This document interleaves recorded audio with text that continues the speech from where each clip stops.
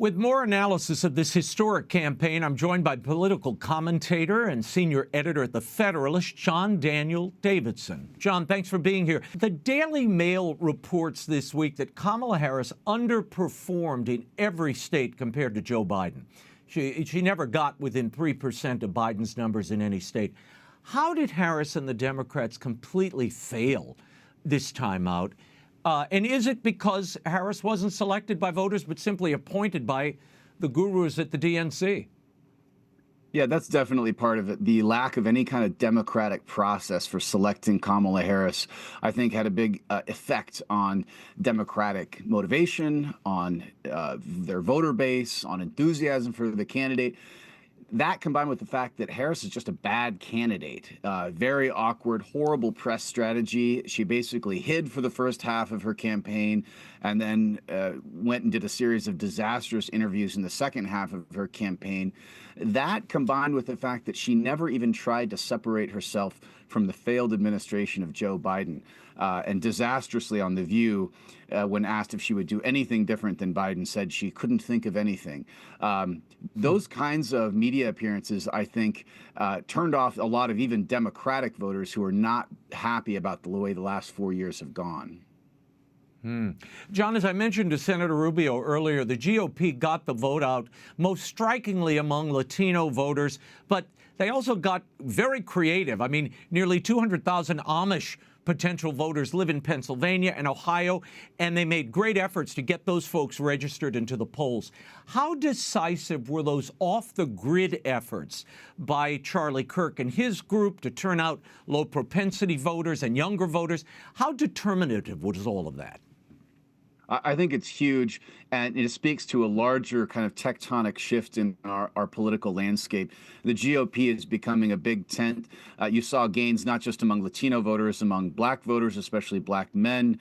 You saw great gains among Arab voters. Trump won Dearborn, Michigan, among Asian voters. So this is becoming truly, despite what Rachel Maddow and MSNBC talking heads might say, a multiracial, pluralistic coalition on the right.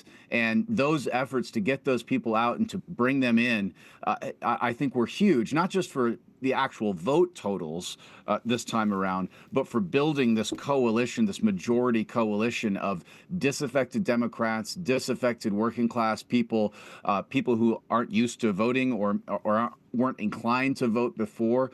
We saw this with Trump's victory in 2016, and I think we're seeing sort of the 2.0 version of that in this election cycle. You know, college campuses are routinely hostile to conservatives and conservative messaging. Why do you think this was a different turn of events? You had young men turn out in huge numbers. I know there were campuses where, you know, the kids had the MAGA hats on and were turning out in huge numbers. What turned that tide? What were they drawn to this time? I think it's more that they were repelled and repulsed by the Democrat messaging to young men and the kind of mask-off moment that we're in post-COVID, with the sort of trans insanity, with the obsession with white supremacy on college campuses. The messages that young men get in America today is that they are a problem, that they're not welcome in polite society, that there's only so far that they're going to be allowed to go.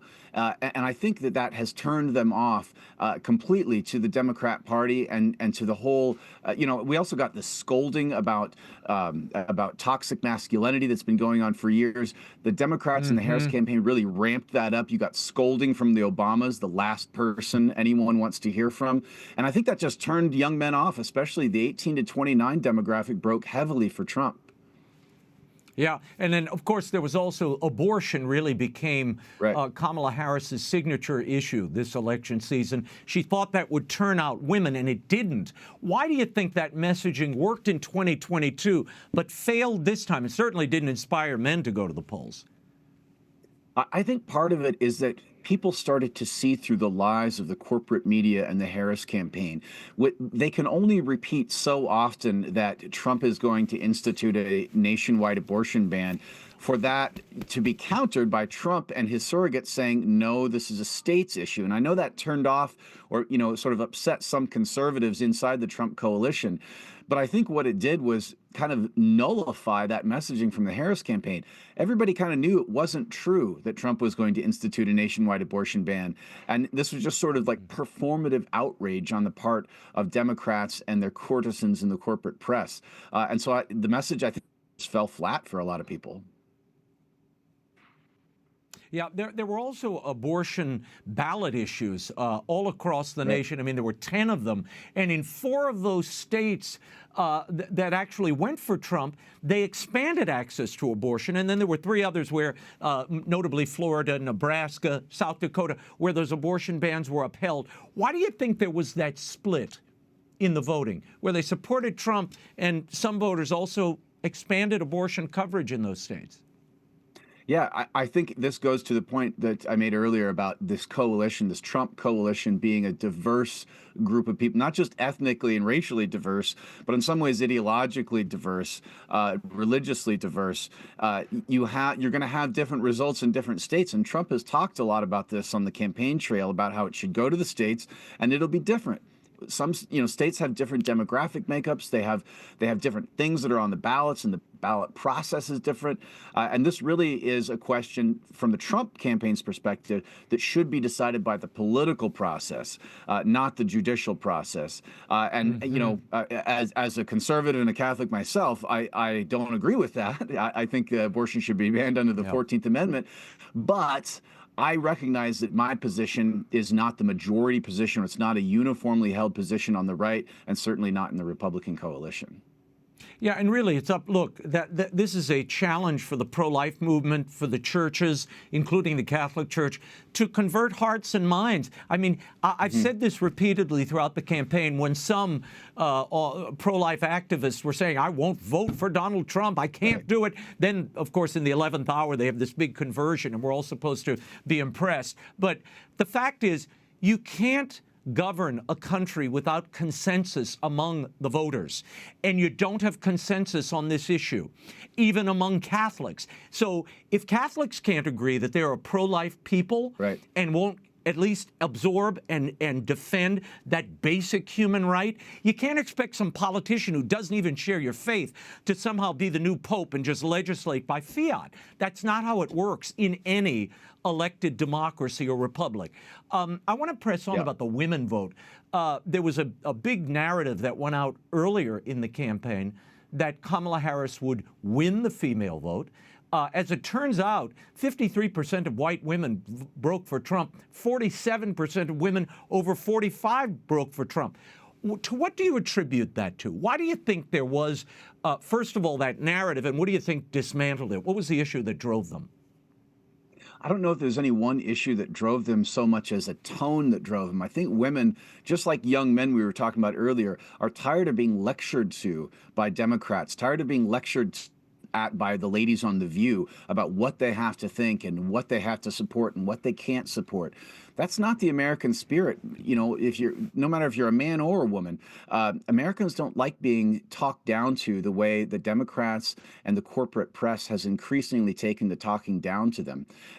It's that combined with the fact that I think a lot of Americans and a lot of voters just started realizing that so much of what the media was saying wasn't true. They were being lied to, and they were being lied to in really brazen, obvious ways that were easy to see through, especially now as the democratization of media and information with podcasts and with Twitter and social media and outlets like yours and mine provide counter narratives and provide counter arguments that I think a lot of people are paying more attention to now, and so they just weren't buying it. Well, look, we're in an age where it's no longer about these institutions anymore. There was a time where once the Tiffany network of CBS, you know, when we were growing up, that was the gold standard. Or CNN. My goodness, this was like people coming down from Mount Olympus and proclaiming the truth to you. Those days are over. And now there seems to be a closer bond between individuals that people trust and those operations that are often renegade and over the internet. I mean, whether that's Joe Rogan or Theo Vaughn, I mean, they're following very different voices now than in days gone by. How has that reshaped what we're seeing now and the political reality? And how does the DNC and the Democratic Party recover after this kind of loss, John? It's reshaped everything. The media landscape is totally transformed. The legacy media, I think we can safely say, is dead, if not dying right now, and deservedly so. Networks like CBS News that deceptively edited that Kamala Harris interview, they should be broken up and sold off for parts.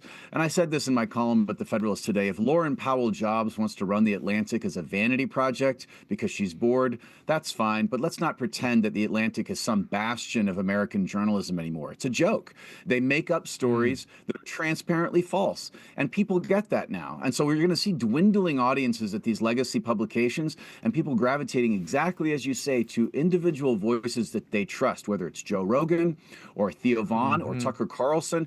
All of the changes that have happened over the past 4 or 5 years in our media landscape have all mitigated away from a monopoly on narrative that the legacy press has exercised in America for too long. And that's a good thing.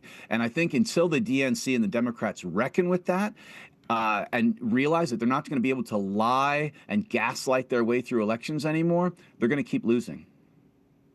John, final question. What was the determining factor, you think, this time out? Why was Donald Trump able to beat history and become only the second president to win a non-consecutive term? Not since Grover Cleveland in the 1890s have we seen anything like this. There's a lot of reasons, but two main reasons come to mind. One is that people remember what life was like under the first Trump presidency. It wasn't that long ago. Our dollars went further. There wasn't chaos in the world. The border was secure. Crime was down. These are like things that, you don't have to be an expert to notice that, right? You notice it every time you go fill up your gas tank, every time you go to the grocery store. I think that's one thing. The other thing is I think the lawfare and the persecution of Donald Trump backfired on Democrats and the deep state. People could see after a certain number of years of this ongoing bogus lawsuits and prosecutions and indictments that this was not fair. It was fundamentally rigged to get Trump in prison, to force him out of a re-election campaign. Americans don't like that because we can easily see that kind of apparatus coming after us, like normal people who don't have the power and prestige that Donald Trump has. And I think that radicalized some people against the media Democrat deep state complex and made them more amenable to Trump for a second time around.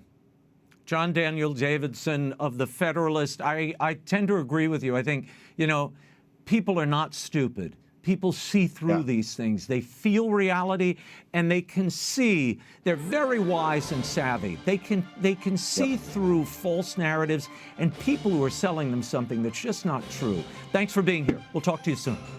Thanks for having me.